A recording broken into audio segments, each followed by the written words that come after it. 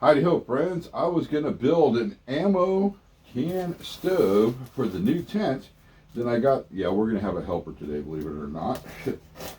But then I got to thinking, by the time I got the materials together, did all the fabrication, and all the time it would take to do this, it would probably be around spring before I got it done.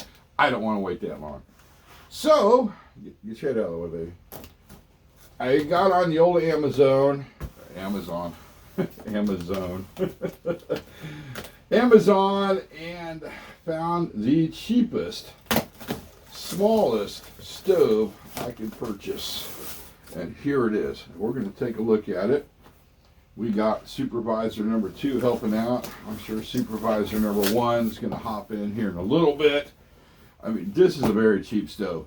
It was $106, and then with shipping, and it had a tax on there, it came out to $141 total. And I know right off the bat this is going to have to be modified, but first off, I'm impressed on the packing here. Look at this. They were not screwing around on the packing. You cannot eat that. Oh, okay. Yes, this is very small. It comes with some instructions. Let's see if we can't get it out of there real quick. There we go. Wow, they really did pack this nicely. I think there's something in here I need. No, it's not. All right, let's get this out of the way. Okay, here is the stove.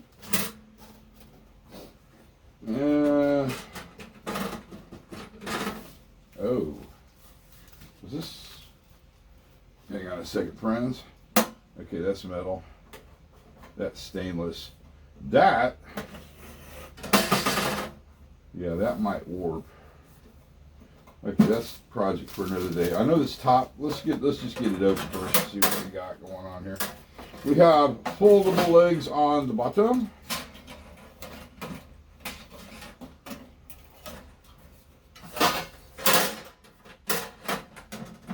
Yeah, way to carry it. This is supposed to be some glass that goes in here. And I'm hoping like heck it's on the inside. Here is all the stove piping. Okay, I think I found the glass. This is a very lightweight, impressively lightweight stainless. Let me double check. Yep, that is stainless. Oh, okay. That might come loose. Fits on there. All right, what do we have here? A poker, maybe? Oh, I know what that's for. All right, this is the piece I was kind of concerned about. I'm pretty sure this is going to warp. There's an easy fix to that. That's going to be one. Okay, this is to get this off. What is going on here? All right. Yeah, that's going to warp. I want to see if this is metal. Okay, no, it is not. It is stainless. That's going to be a problem. Let's see. Somewhere in here, the glass should be hiding. And it is. Let's pop it open.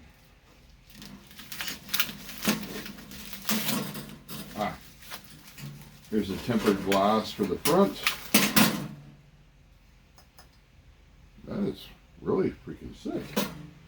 And that should just slide right in. I like that. Yeah. You can pull that out for easy cleaning. So far, I'm liking what I see. These pipes, the stove pipes, are extremely lightweight. Okay, where were we? I'm getting sidetracked very easily. If this piece right here goes in the bottom of the stove, and you can see how thin it is, this metal grill, I guarantee this is going to get hot and warp. but I have a fix for that, and I'll show that later on. And it goes in here.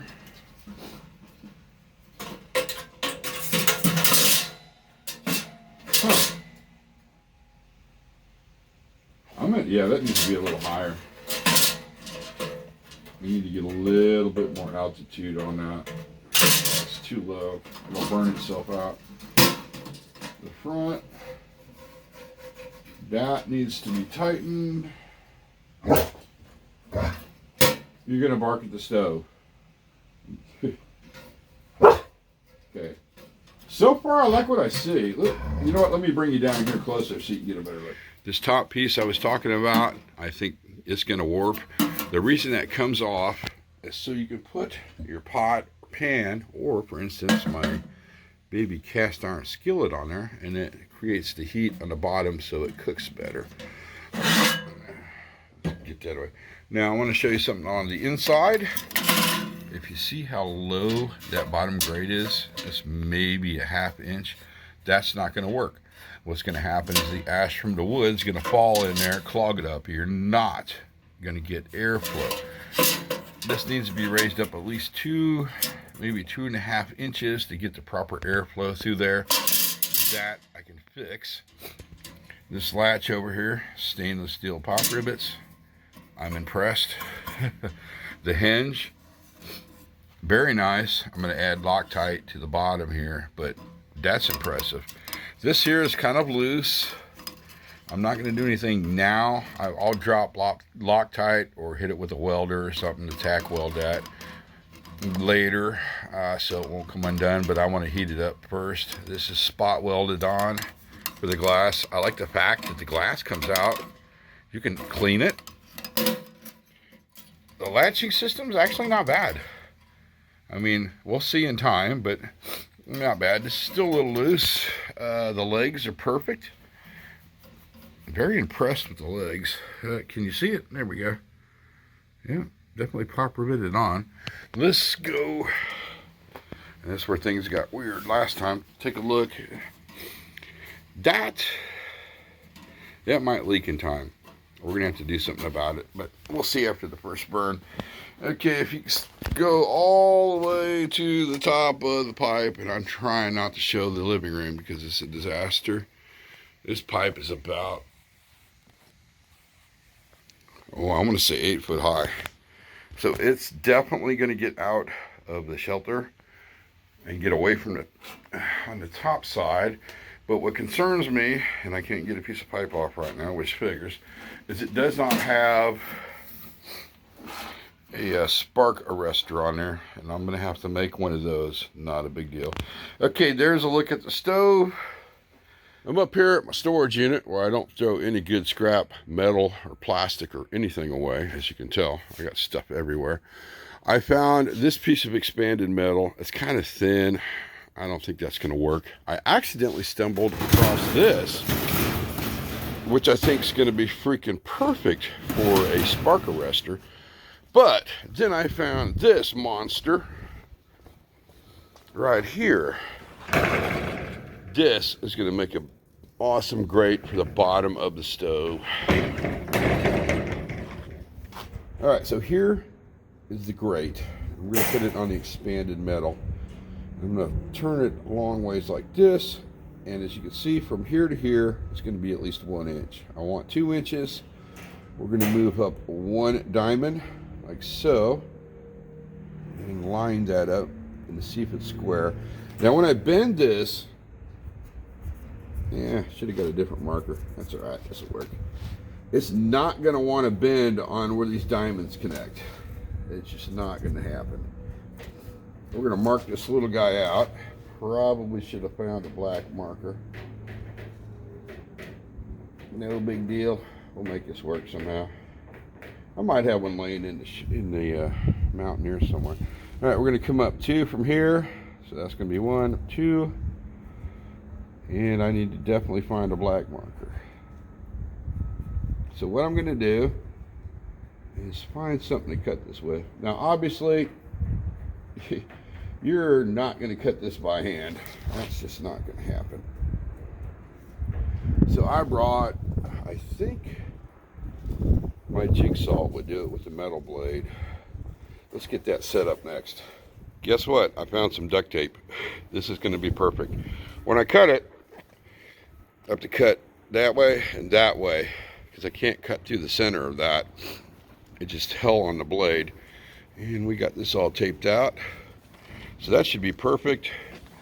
I found a metal cutting blade and I'm going to use my trusty generator. Fun fact, this thing is over 30 freaking years old and still runs. Go figure, huh? And it is an old Coleman.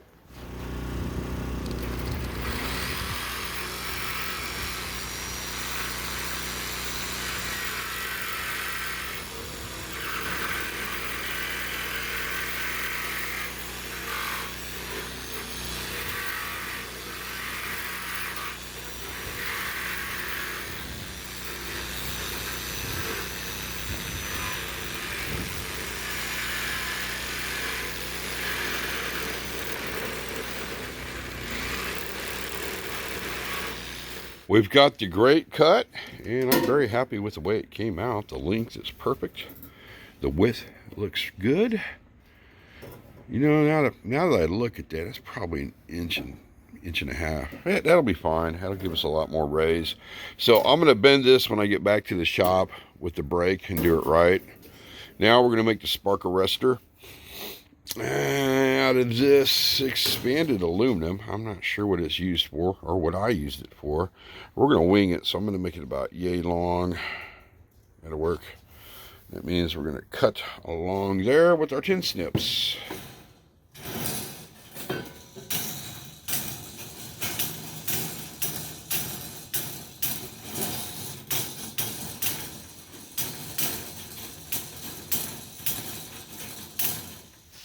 Next, we need to roll it. Oh, wow, that's a little off. Oh, no big deal. We'll fix it. Yeah, no, that's not sturdy enough. I need to even this up a bit. This is way off. Let's see, right about there. Looks good. This will just take a memento. Give it a little haircut there. That's a little better. Not much. All right.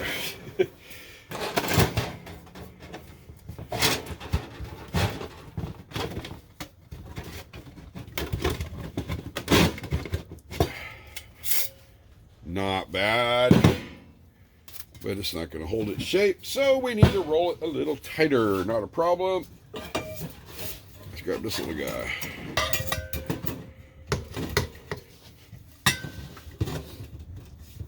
Try to get it straight.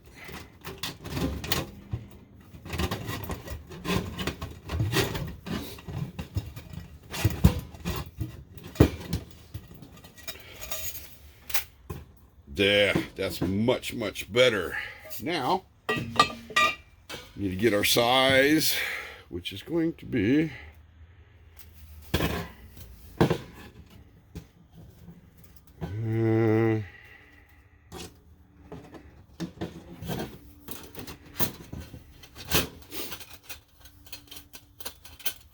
that's going to be perfect. And then I just may have to make a top, which is not a big deal. I'll do this at the shop or I have other tools. But we'll cut some of this and just kind of weave it together where it's tight so it slips on this piece of pipe like so. And then I'll make some type of a top for it. I'll either bend these over or something. I'm pretty happy with that. Oh, I know, but you still gotta... You can't just fill it up and get it back to you. Ain't no big deal. Yeah, right. Well, Here we go, last bend. Looks good. And I've got spectators.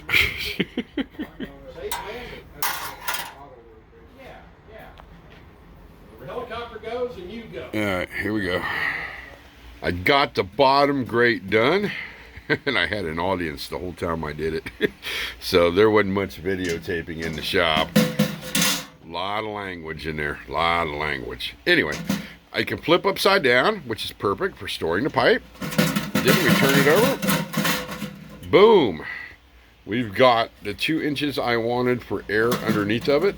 And I guarantee that sucker is not going to burn out. In fact, the stove, see the thickness of the stove? Like that, compared to the thickness of the expanded metal, will probably burn out before it does. So that is done. Now we need to move on to the next project. Let's build a spark arrestor. Okay, so we got to think of airflow. This is a very small size pipe, so not much at all. First thing I need to come up with a size, so I'm thinking from here, and we're going to cut, let's tighten it up a bit. Now, you know I'm winging this 110% because I have no clue what I'm doing, but it works out eventually. So I'm thinking we're going to cut it from here up, and if I screw up, I'm not going to be happy about the whole situation. Let's see if we can do this straight. These little diamonds kind of mess with your eyes. Oh, heads up, I'm in the office now where it's safe. I don't have to worry about a bunch of spectators. But we might get visited by Peanut at least once. Oh, she just heard me call her name. Here she comes. Baby, no, you stay away. I don't want you to cut your nose. Yeah, it looks good. There she goes. There. That looks good. I'm happy with that. Now we got to get it to stay on the pipe. Like so. So I think I'm going to go grab some duct tape. I am back and we have duct tape. So I'm going to tighten this up so it won't lose its form. Hopefully. Even that up. Okay, that looks good. And we're going to duct tape that little guy on. Next, I need to weave this together. And I'm thinking baling wire, which I have right here, is going to be the best bet. Maybe. It's right about there. Actually, I could probably cut off a little bit more here. We'll go here. Try not to cut the bottom one. Like that. And I can weave this section in, so let's cut this piece away. It's right about there, I think. Nope, down one more. Nope, too far. Definitely this one.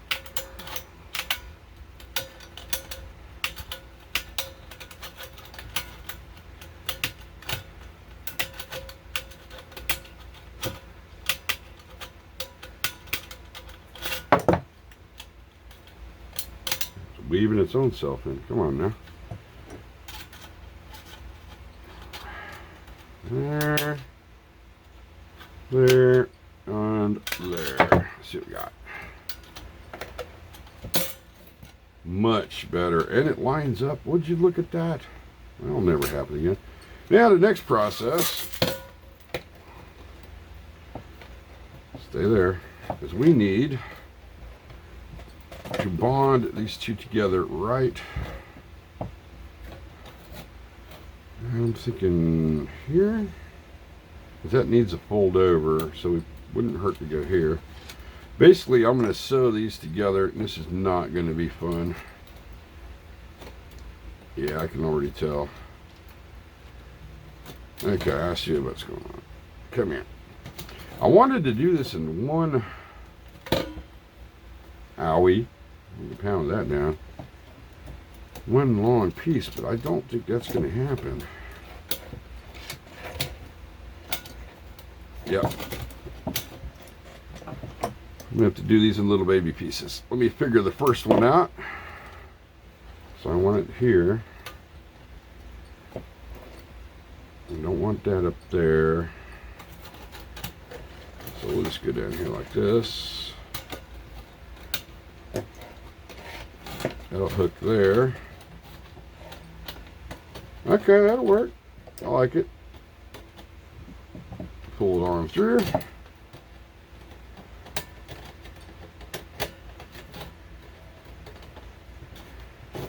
like so.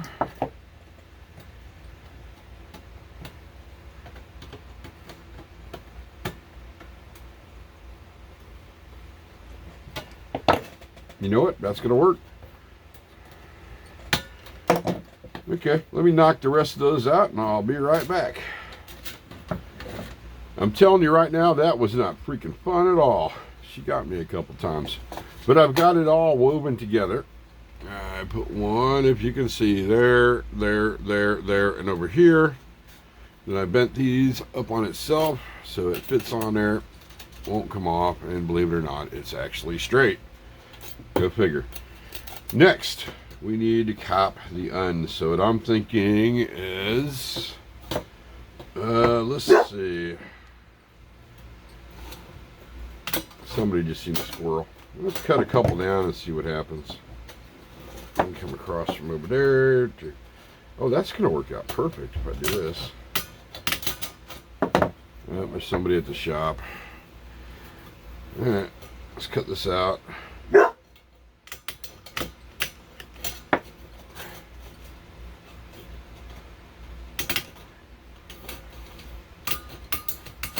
And yeah. Yeah, okay, this will work. And just that, and we'll cut the excess off there so we don't have a bunch clogging the tip up.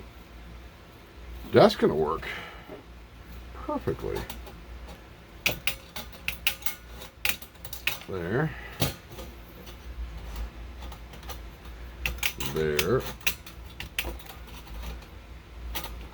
Alright, I need to throw all this away so that it won't fall on the floor and get Peanut's feet.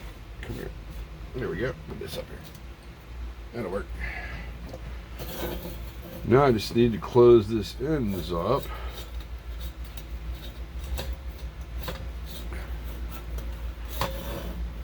That's gonna turn out really well.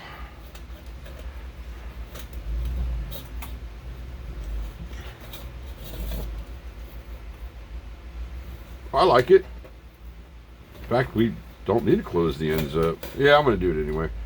So basically, I'm going to throw a piece of wire from here, go all the way across to over here, then up, and then tie it off. Yeah, that'll work. That'll work. Come out this hole here, like so.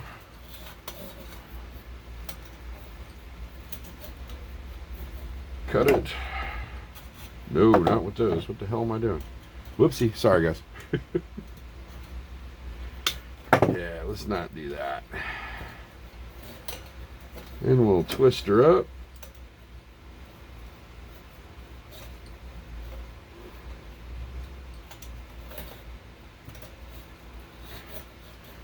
And I'll tighten it up a little bit later. Yeah, I'm happy with that. I am very happy with that. We'll bend some of these over and interlock them.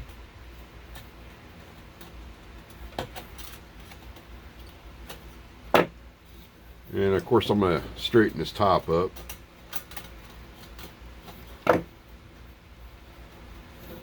I'll be darned. Alright, there we go. I need to tighten it up a little bit on the top side, but I can do that real quick off camera. Maybe. I need to bend this. Whoops. There we go. Well, there we go. Just made a spark arrestor. I'm happy. It is now time for the official first burn of the stove. It is a little windy out today, and I'm kind of concerned because at the base where the stovepipe fits in is a little loose. I'm hoping that swells up when it gets warm. I think it will. We'll find out. If not, not a big deal. I could just put some tie outs off the spark arrestor. We'll take care of that problem. As you can see, I've got the stove elevated so I don't tear my knees up for safety. we've got a fire extinguisher. You never know. We're going to be using kiln dry pallet wood as our source, or our medium, whatever you want to call it, basically firewood. You don't want to use, let me get you sit down here in a good spot, the formaldehyde treated. A couple reasons. One, it's just toxic fumes. Two, where's my lighter? Since I quit smoking, I keep losing my lighter. Oh, there it is. Two, it creates a lot of freaking creosote. We're going to be using the good old trusty egg drop fire starter. Quick tip, some of you know this, some of you don't. I'm just going to mention it anyway. You want to do a first burn of your stove just to burn off the residual, can't speak today, the paint. It's going to smoke a little bit, and you want to cure the stove. So we're going to have a very small fire to begin with. I don't want it to get over a couple 100 degrees. And we just put out the egg drop fire starter. Get in there. Oh, my Lanta.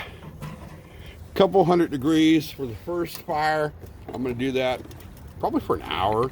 And then I'm just going to want to take it up as high as I can get it and see exactly what's going to happen to the stove. I want to see if the top warps or the hinges become loose.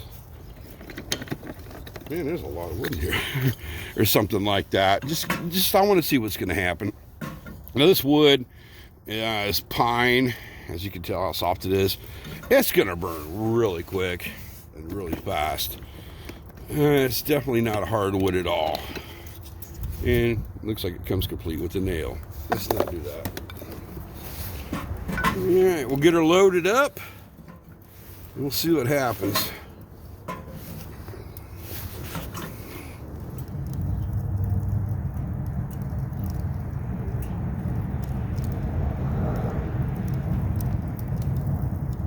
We're not even a couple minutes in, and you can just see the paint starting to smoke.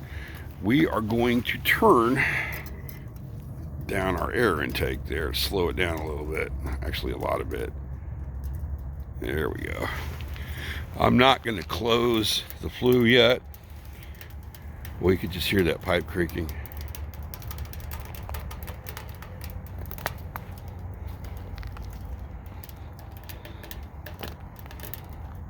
I might have to go get my gloves.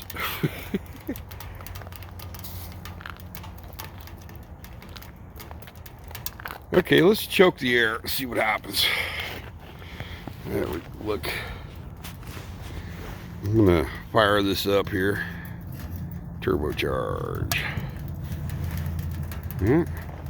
Now let's cut the air off at the top. Let's see what happens. Oh, it works. Ow! Yeah, it's hot. Yeah, that is real freaking hot, friends. I need to go get, there we go. I need to go get my gloves for sure. All right, let's slow this down a bit because it's getting too hot too quick.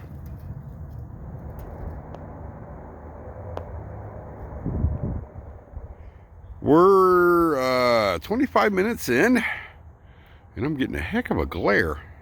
So far, so good. Nothing is really warped. I thought that would warp. It has not. I've got it throttled way back. This vent's closed here, and I closed the flue. Important safety tip: before you open the front of your stove, you want to open the flue. If not, you're gonna have a flashback. All right, let's give that a minute. Okay, this little guy's coming in real freaking handy. I'm telling you right now. That tightened up, so it swelled up. That's a good thing. I put a piece of wood right here. See how hot the sides are going to get. So if that catches on fire, we'll know. I will know it got to the flash point. And I've had a couple equipment malfunctions. My hyperlapse camera took a bite. All right, we're going to open the front up. There we go, so we don't get a flashback. All right, let's pop this little guy open. See how it's going in there. Wow, that's burning quite well, actually. Yeah, let's load it up with some more wood and see what happens. And yeah, by the way, it was really starting to smell wonderful towards the end there.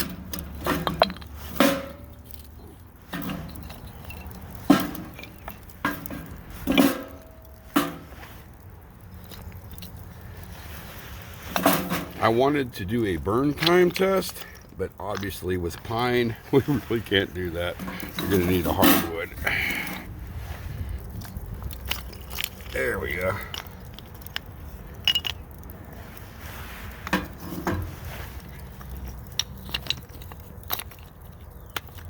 Let's open this sucker. I think it's been long enough. I'm pretty sure the paint is cured. So let's open this thing wide open and see what happens. That should do it.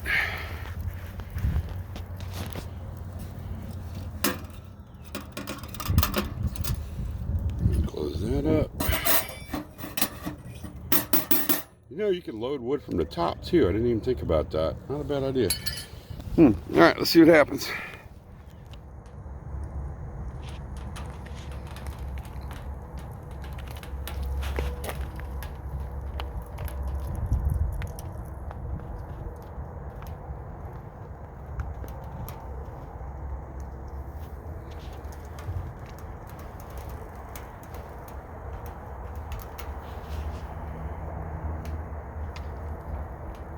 We are now at full flamethrower mode. Let's pop it open and take a look-see inside. See what's going on. Yeah, we get a little smoke coming out. Not a big deal. Now, normally you would not run your stove wide open like this. Just not a good idea. It's going to create way too much heat. Yeah, we're losing quite a bit of flame there up the pipe. I don't know if you can see that. It wouldn't be that hard to put in a baffle. Huh. Little smoke coming out, not that big of a deal. We got a little whitening here along the seal, but it's not leaking. Nothing's happening, no warping. This top plate's doing all right. Let's open that up and see what happens.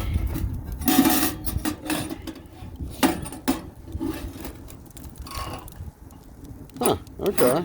We can definitely put wood in from the top. Oh, we're getting creosote. We'll check that later.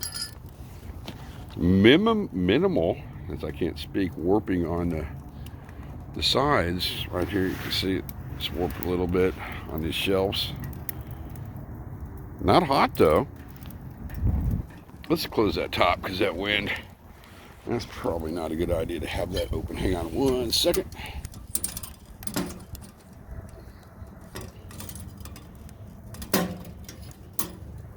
There we go.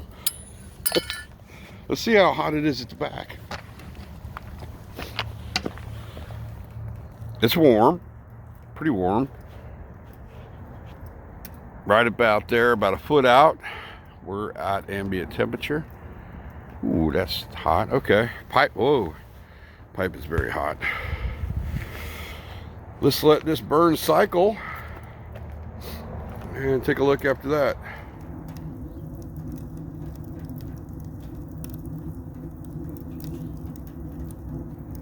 I'm 2 hours in and very impressed. If you look right here to the front, you can see how good of airflow I'm getting with that new grate I put in. I'm impressed. Can I touch it? Yep. It's about burned out. I did notice a little air leakage from up here. Oh, yep, that warped a little bit. Not a big deal. But anyway, I was saying I did notice some air leakage up here. Not a big deal. I could fix it, but I don't think I need to be honest with you. I mean, it is a tent stove. Top did not warp like I thought it was. Still a little warm. Just, hang on. Oh, it loosened up after it cooled off. Okay. Guidelines might not be a bad idea. Let's see how hot this got. A little brown there. Not too bad. So I think it's going to be okay. Still warm. Hot. Cool. Cool. A lot cooler. Yeah, it's really dispersing the heat nicely. Next, we're going to let this little guy cool down and take it apart.